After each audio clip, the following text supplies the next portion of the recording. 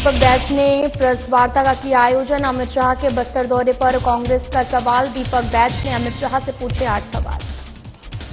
सुर्खियों में आई पूर्व केंद्रीय मंत्री रेणुका सिंह। रेणुका सिंह के बयान पर दीपक बैज का पलटवार। रेणुका सिंह सरकार में रावण कौन, दीपक बैज।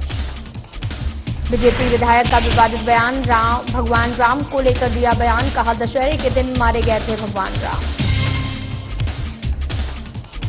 कांग्रेस ने बिजली ऑफिस का किया घेराव। कांग्रेस ने तालाबंदी कर किया विरोध प्रदर्शन। बिजली बिल माफ योजना को चालू करने की मांग। क्रांति सेना के जिला मंत्री पर जानलेवा हमला। अज्ञात लोगों ने किया जानलेवा हमला। पुलिस ने एफआईआर दर्ज कर जांच की शुरू।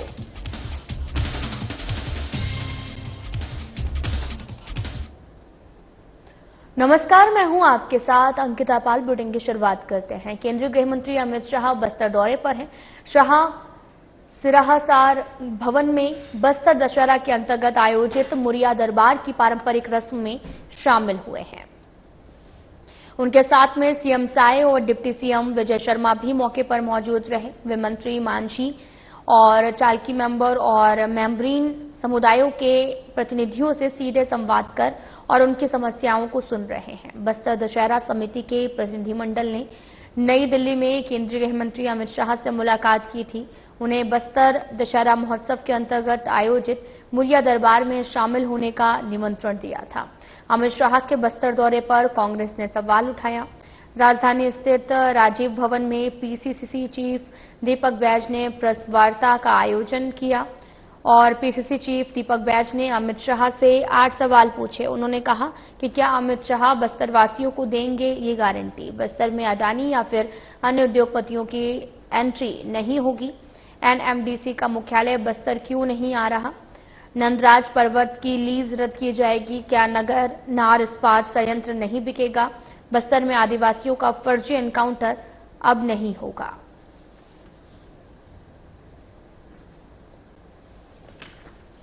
अमित शाह जी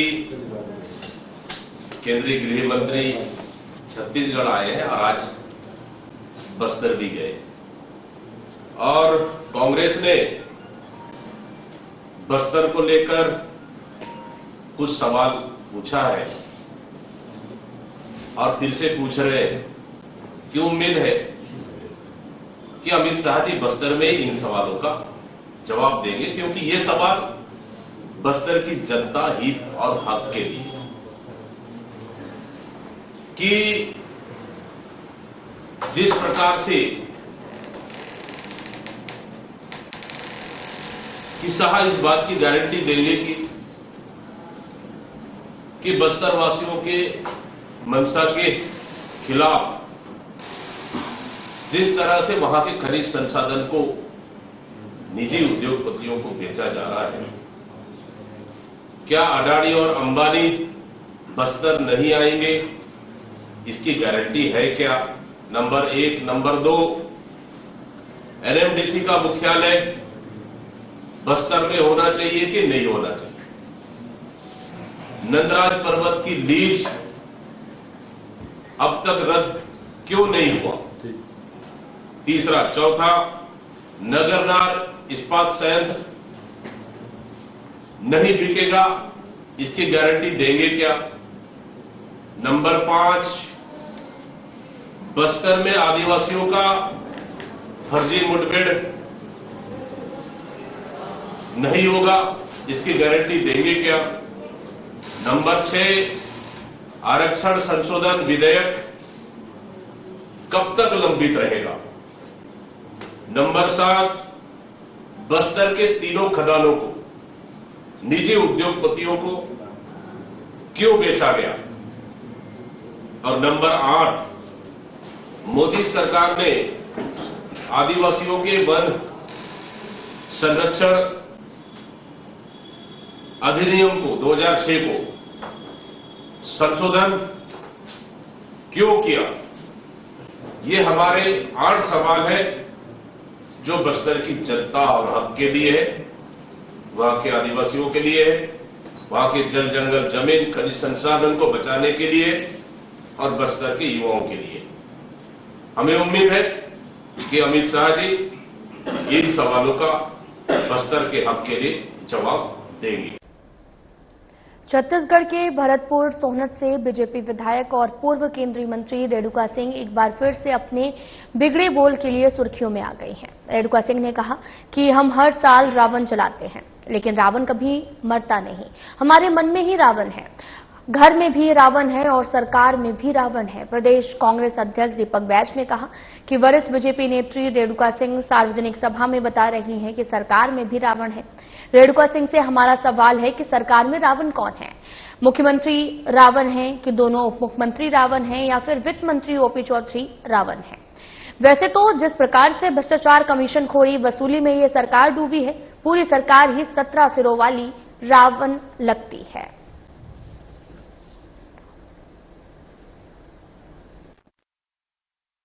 पूर्व मंत्री, पूर्व केंद्रीय मंत्री, वर्तमान विधायक और भाजपा के वरिष्ठ नेत्री रेणुका सिंह जी का बयान आया है सार्वजनिक कार्यक्रमों में कि वो बोल रहे हैं कि सरकार में भी रावण है। रेणुका सिंह जी से हमारा सवाल है कि सरकार में कौन रावण है? क्या मुख्यमंत्री रावण है या दोनों उप मुख्यमंत्री रावण है या फिर वित्त मंत्री ओपी चौधरी रावण है? ये रेणुका सिंह जी को स्पष्ट बताना चाहिए। और साथ ही कि जिस प्रकार से सरकार में भ्रष्टाचार, कमीशनखोरी, लूट चल रहा है, मैं तो समझता हूं कि सरकार में 14 सिर वाले रावण बैठे हैं जो पूरे छत्तीसगढ़ को लूट रहे हैं। रायपुर उत्तर विधानसभा सीट से बीजेपी विधायक पुरंदर मिश्रा का एक वीडियो सोशल मीडिया में वायरल हो रहा। इस वायरल वीडियो में विधायक पुरंदर मिश्रा कह रहे हैं कि दशहरे के दिन राम मारा गया था। विधायक के सोशल मीडिया में वायरल वीडियो पर कांग्रेस ने हमला बोला। इस मुद्दे को लेकर सियासत गर्म हो गई है। प्रदेश कांग्रेस अध्यक्ष दीपक बैज ने कहा कि बीजेपी विधायक पुरंदर मिश्रा ने जिस प्रकार से दशहरा मैदान में भगवान राम के वध की बातें की है, वह कोई रामद्रोही ही कर सकता है। पुरंदर मिश्रा ने पहली बार ऐसा नहीं कहा, इसके पहले भी पुरंदर मिश्रा भगवान राम के मारे जाने की बात कही थी। एक पढ़ा लिखा व्यक्ति बार बार कोई बात बोल रहा, मतलब वह जानबूझकर ऐसा कर रहा है। पुरंदर के भाषण से साफ हो गया है कि बीजेपी की श्री राम भक्ति कालनेमी वाली भक्ति है। बीजेपी अपने इस विधायक पर कार्रवाई करे और प्रदेश की जनता से सार्वजनिक माफी मांगे।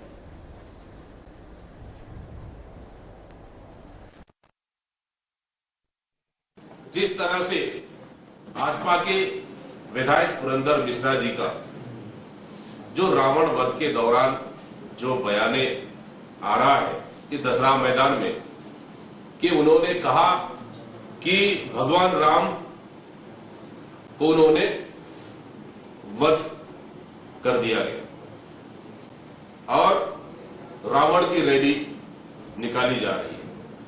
ये पहली बार नहीं है, इससे पहले भी उन्होंने इस तरह की राम की वध करने वाली बात उन्होंने कही है। मतलब सीधा सीधा है कि इस तरह की बयाने क्या रामद्रोही नहीं है? भारतीय जनता पार्टी भगवान राम के नाम से राजनीति करती है और इस तरह की बार बार बयान देना, मैं समझता हूं एक पढ़े लिखे विधायक का कोई जानबूझकर नहीं, सोच समझकर दिया गया बयान। मैं समझता हूं कि भाजपा कालनेमी वाली भक्ति और क्या भारतीय जनता पार्टी मिश्रा जी के बयान से भगवान राम का वध हो गया है, रावण की रैली निकल रही है। क्या भारतीय जनता पार्टी सहमत है इस पे? अगर सहमत है तो फिर उन्हें तो धन्यवाद दे देना चाहिए पुरंदर मिश्रा जी को। अगर सहमत नहीं है तो पुरंदर मिश्रा विधायक को नोटिस जारी करनी चाहिए भारतीय जनता पार्टी को और पूछना चाहिए कि उन्होंने ये बयान क्यों दिया। कोंडागांव ब्लॉक कांग्रेस कमेटी माकड़ी के द्वारा प्रदेश कांग्रेस और जिला कांग्रेस कमेटी के निर्देशानुसार बिजली ऑफिस माकड़ी में घेराव और तालाबंदी कर विरोध जताया गया है। ब्लॉक कांग्रेस कमेटी माकड़ी के अध्यक्ष गौतम साहू ने कहा कि छत्तीसगढ़ में बीजेपी सरकार आने के बाद बिजली बिल के नाम पर आम जनता के जेब में डाका डाला जा रहा है। कांग्रेस सरकार में बिजली पूरी और बिजली बिल जेब में डाका डाला जा रहा। कांग्रेस सरकार में बिजली पूरी और बिजली बिल हाफ आता है, लेकिन इस विष्णु देव सरकार की बीजेपी सरकार में बिजली आधी और बिल 10 गुना से भी ज्यादा आ रहा है, जिसके विरोध में प्रदेश कांग्रेस कमेटी और कोंडागांव जिला कांग्रेस कमेटी के निर्देशानुसार ब्लॉक कांग्रेस कमेटी के नेतृत्व में बिजली कार्यालय का घेराव और तालाबंदी करते हुए सरकार की इस नीति का विरोध किया जा रहा है। और इस दौरान पूर्व जिला पंचायत सदस्य और प्रभारी हेमलाल बघेल ने कहा कि महंगाई बेरोजगारी के बीच में जनता पर नया बोझ बिजली का बिल है, जिससे जनता परेशान है, जिससे ब्लॉक कांग्रेस कमेटी ने माकड़ी विद्युत कार्यालय घेराव तालाबंदी कर विरोध प्रदर्शन किया, क्योंकि सरकार ने बिजली का दाम बढ़ा दिया है और बिजली बिल हाफ योजना बंद कर दी है। स्मार्ट मीटर के नाम पर सरकार ने लूट मचाई है। उन्होंने ये भी कहा कि सरकार की जनविरोधी नीतियों के कारण पहले ही महंगाई और बेरोजगारी से लोग त्रस्त हैं। अगर बिजली बिलों में कमी नहीं आएगी और बिजली बिल हाफ योजना को फिर से चालू नहीं करेगी तो सरकार के खिलाफ कांग्रेस पार्टी पूरे प्रदेश में उग्र आंदोलन करेगी। निर्देशानुसार जिला Congress committee Kondagaon block Congress committee के द्वारा प्रदेश कांग्रेस और जिला कांग्रेस कमेटी के निर्देशानुसार आपको बताते चले कि घेराव और तालाबंदी का विरोध जताया गया। ब्लॉक कांग्रेस कमेटी माकड़ी के अध्यक्ष गौतम साहू ने कहा कि छत्तीसगढ़ में बीजेपी सरकार आने के बाद बिजली बिल के नाम पर आम जन के जेब में डाका डाला जा रहा है। कांग्रेस सरकार में बिजली पूरी और बिजली बिल हाफ आता था, लेकिन इस विष्णुदेव साय की बीजेपी सरकार में बिजली आधी और बिल 10 गुना ज्यादा आता है।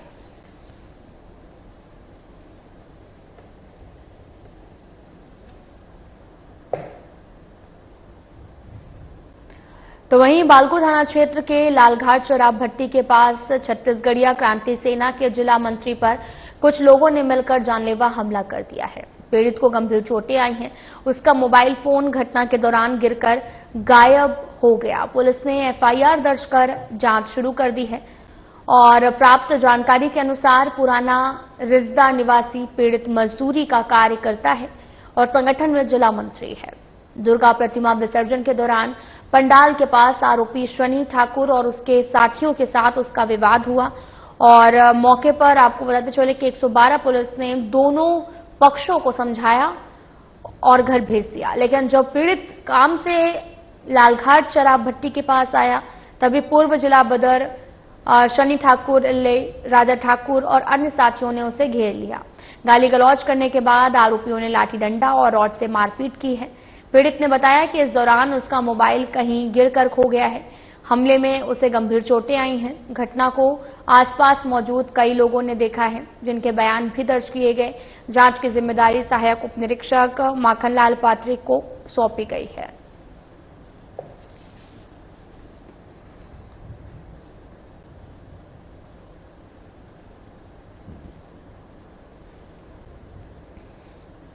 तो वहीं आज राष्ट्रीय ग्रामीण आजीविका मिशन और पॉलिसी वॉच इंडिया फाउंडेशन ने फ्लिपकार्ट की सहायता से बड़ा आयोजन किया है।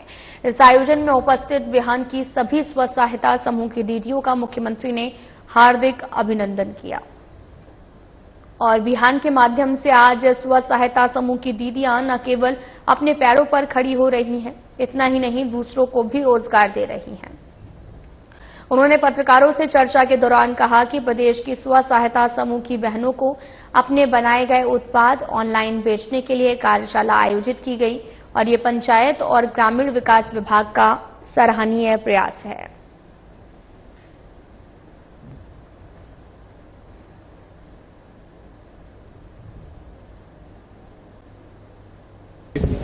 देखिए, आज पंचायत ग्रामीण विकास विभाग का एक अच्छा प्रयास है। यहाँ पर फ्लिपकार्ट के हमारे अधिकारी आए हैं और यहाँ पर प्रदेश भर की हमारी महिला स्वच्छता समूह की बहनें आई हैं, जिसमें अधिकांश लखपति बन चुकी हैं और करोड़पति बनने की ओर प्रयासरत हैं और उनको और अच्छा मार्केट मिले और मोबाइल के माध्यम से अपने सामानों को बेच पाएं, इसलिए आज फ्लिपकार्ट का यहाँ पर कार्यशाला है और उसको ठीक से सब सीखेंगी समझेंगी तो और अच्छा उनको मार्केट मिलेगा। कहीं कि कोई भी बिजनेस में और विशेषकर ग्रामीण क्षेत्र में छोटे बिजनेस में मार्केट नहीं मिलने से वो फेल हो जाता है, लेकिन अब हमको लगता है कि ये कार्यशाला का काफी कारगर होगा। जनताना सरकार के 103 माओवादियों ने आत्मसमर्पण किया है। आत्मसमर्पित 49 माओवादी पर कुल 1,06,30,000 का इनाम था। जनवरी से अब तक माओवादी घटना में शामिल 421 माओवादी गिरफ्तार किए गए हैं, जिसमें 410 माओवादियों ने आत्मसमर्पण किया है और जिले में अलग अलग मुठभेड़ में कुल 137 माओवादी मारे गए। इस प्रकार से जनवरी से अब तक माओवादी घटना में शामिल 924 माओवादी गिरफ्तार हुए हैं। 599 माओवादियों ने आत्मसमर्पण किया है और जिले में अलग अलग मुठभेड़ में कुल 195 माओवादी मारे गए। वहीं बड़ी बात आपको ये भी बताते चलें कि माओवादियों ने पुलिस के आला अधिकारियों के समक्ष आत्मसमर्पण कर दिया है। माओवादी संगठन के द्वारा लगातार मुख्यधारा में जुड़ने से संगठन के खोखली विचारधारा को बराबर झटका पहुंचते जा रहे हैं। जहां नक्सल उन्मूलन अभियान के तहत पूना, मारगेम, नियाद, निल्लानार योजना, शासन की पुनर्वास और आत्मसमर्पण नीति से प्रभावित होकर आत्मसमर्पण का सिलसिला जारी है। आत्मसमर्पण कर मुख्यधारा में लौटने वाले सभी माओवादियों को 50-50 हजार रुपए का चेक प्रदान किया गया है।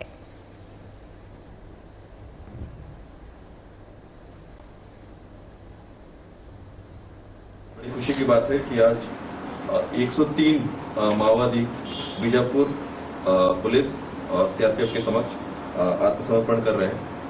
इसमें से जो माओवादी हैं उन पर कुल 1,06,00,000 का इनाम घोषित था, जिसमें डीवीसीएम स्तर का 1, एसीएम स्तर के 8 प्लाटून पार्टी सदस्य, डीएकेएमएस, इसी प्रकार लगभग 5 जो जनताना सरकार के सारे मेंबर जो कि इंद्रावती के पास में थे, उडला, घोट जैसे जो आरपीसीज थे, उनके 4-5 सदस्य पूरे आत्मसमर्पण कर दिए हैं। तो इस प्रकार कुल 103 माओवादियों ने आज इस शुभ अवसर पर आत्मसमर्पण किया है।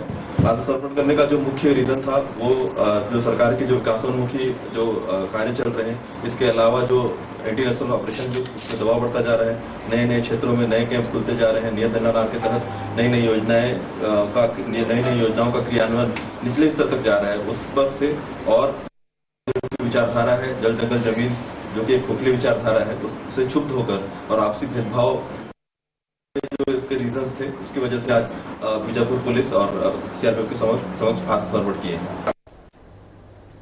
2 अक्टूबर 2025 को छत्तीसगढ़ के बस्तर क्षेत्र में सुरक्षा बलों के सामने 103 नक्सलियों ने आत्मसमर्पण किया है, जिनमें कई सदस्य सीपीआई के कई पदों पर थे।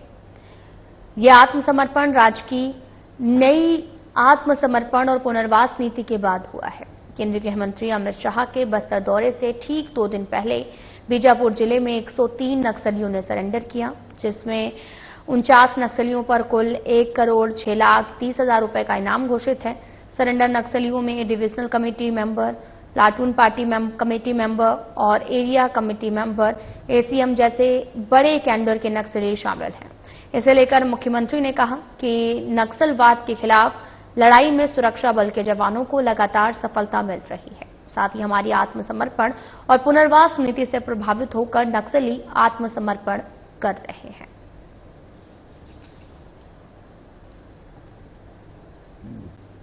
बिल्कुल, जब से हम लोग सरकार में हैं तब से आप लोग देख रहे हैं कि नक्सलवाद के साथ खिलाफ में लड़ाई में लगातार हमारे जवानों को सफलता मिल रही है और 450 से ज्यादा नक्सली न्यूट्रलाइज हुए हैं और पुनर्वास नीति भी हम लोग अच्छा दिए हैं, तो उसका भी लाभ हो रहा है और लगातार आत्मसमर्पण करने वालों की संख्या भी बढ़ी है 1500 से ज्यादा पहले ही कर चुके थे, लेकिन अभी कुछ दिनों पहले 70, 71 एक साथ आत्मसमर्पण किए और 103 किए हैं।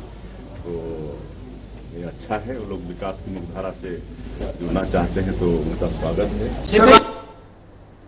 केंद्रीय गृह मंत्री के छत्तीसगढ़ दौरे से पहले नक्सलियों के आत्मसमर्पण को लेकर पीसीसी चीफ दीपक बैज ने कहा कि पिछले 2-3 दिन से हो रहे आत्मसमर्पण को सरकार इवेंट की तरह पेश कर रही है। सरकार 103 नक्सलियों का पूरा प्रोफाइल जनता के सामने जारी करे। बीजेपी शासनकाल में हुए फर्जी सरेंडर और निर्दोष आदिवासियों की गिरफ्तारी को बस्तरवासी आज भी याद करते हैं। उन्होंने कहा कि 2016 में नक्सलवाद खत्म करने की डेडलाइन दी गई थी। क्या अब 2026 तक खत्म होगा? गृहमंत्री से पूछना चाहिए कि क्या वे नक्सलवाद खत्म होने की गारंटी देंगे। तंज करते हुए पीसीसी चीफ दीपक बैज ने कहा, मंत्रिमंडल विस्तार के बाद बीजेपी में गुटबाजी चरम पर है। डैमेज कंट्रोल के लिए अमित शाह रायपुर में रुकेंगे। दीपक बैज ने कहा कि बीजेपी के वरिष्ठ विधायक नाराज हैं। गुटबाजी से पार्टी में उथल पुथल की स्थिति बनी हुई है।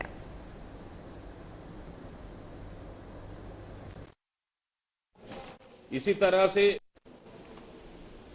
कि आज अमित शाह जी रायपुर भी आ रहे और कल बस्तर जाएंगे। कहीं न कहीं मंत्रिमंडल के विस्तार के बाद भाजपा में असंतोष और गुटबाजी चरम पर है।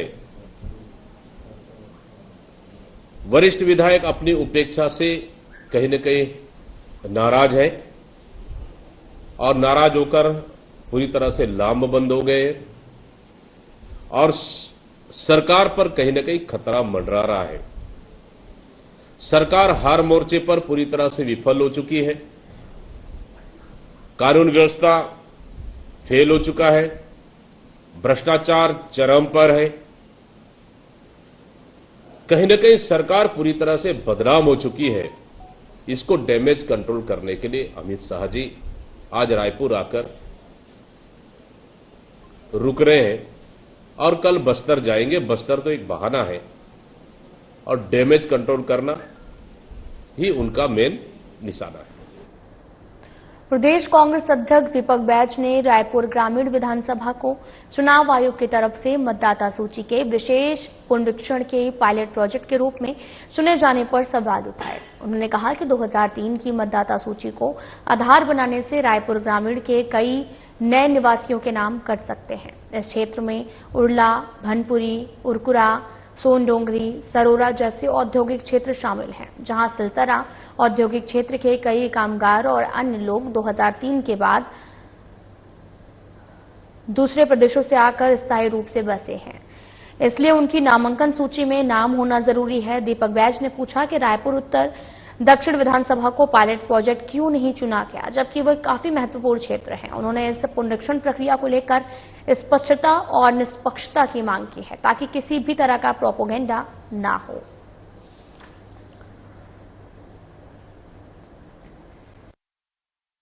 विशेष चुनाव आयोग ने मतदाता सूची में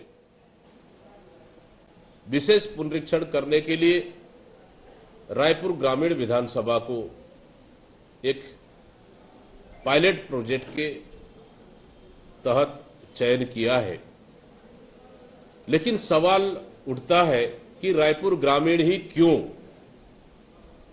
कि रायपुर में तो और बाकी 3 विधानसभा भी है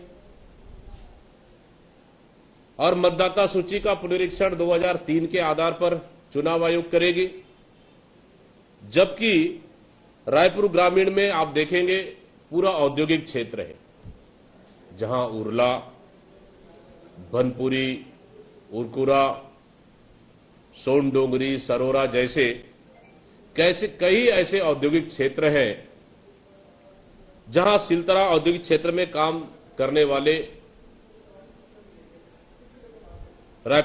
मजदूर रायपुर ग्रामीण में ही निवासरत हैं और बड़ी संख्या में वहां लोग 2003 के बाद निवास कर रहे हैं। सरकार की हाउस बिजली बिल योजना बंद होने से गरीब और मध्यम वर्ग की जनता की जेब पर भारी असर पड़ा है। लगातार बढ़ रहे बिजली बिलों से आम लोगों की परेशानी बढ़ गई है। साथ ही कांग्रेस इस मुद्दे को लेकर सरकार को घेरते हुए प्रदर्शन की तैयारी कर रही है। कांग्रेस प्रदेश अध्यक्ष दीपक बैज ने कहा कि विष्णुदेव साय सरकार छत्तीसगढ़ की जनता की महंगी बिजली उपलब्ध करा रही है। स्मार्ट मीटर लगातार सरकार जनता की जेब से पैसा निकालने का काम कर रही है। दीपक बैज ने बताया कि आज और कल कांग्रेस पूरे प्रदेश में इस मुद्दे को लेकर आंदोलन करेगी। कांग्रेस के कार्यकर्ता जनता से संपर्क कर उनसे समर्थन जुटा रहे हैं और विरोध प्रदर्शन कर रहे हैं।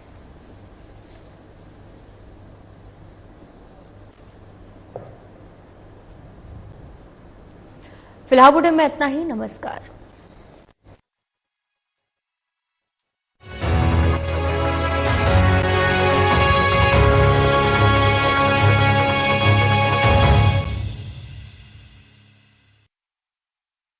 क्या आप दुबले पतले कमजोर हैं, आपकी सेहत नहीं बनती?